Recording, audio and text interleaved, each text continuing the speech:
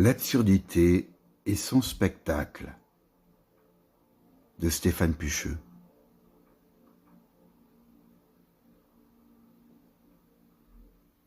Il n'est pas tragique pour moi de ne pas pouvoir expliquer ou comprendre le monde, d'autant que mon pouvoir poétique ou logique doit m'ôter tout sentiment d'infériorité à son égard, puisqu'il est en mon pouvoir, métalogiquement, de le refaire. Ce qui est seulement tragique, c'est de constater que l'homme se rend malheureux à ce propos. Francis Ponge.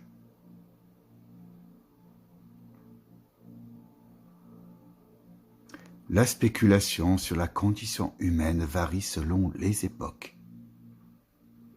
Le traitement philosophique de l'absurde a connu ses lettres de noblesse, avec notamment l'affrontement sartro-camusien. Dans les années 50, tandis que l'existentialiste pose comme définition de l'absurde, simple donnée, la présence irréfutable de l'homme dans un monde qu'il n'a pas choisi. La contingence universelle de l'être qui est, mais qui n'est pas le fondement de son être. L'artiste lui assigne une coloration humaniste, en soulignant la condition insupportable de l'homme, dont l'appel déraisonnable dans un monde indifférent est la preuve de l'absurde. Un absurde scandaleux. On pourrait dire, en d'autres termes, que la tragédie camusienne s'oppose à la lucidité aride, sartrienne. Au quotidien, le recouvrement social, économique, politique et religieux ne cesse d'opérer sur l'individu et le groupe, masquant la réalité.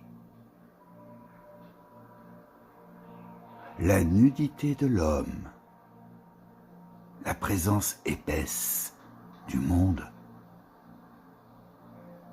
Chez les créateurs, généralement, le concept d'absurdité n'est pas problématique. Contrairement à la plupart des individus qui ont des certitudes chevillées au corps, l'artiste avance en tâtonnant, mu par une énergie suffisante qui le conduit à inventer des formes, à créer un univers.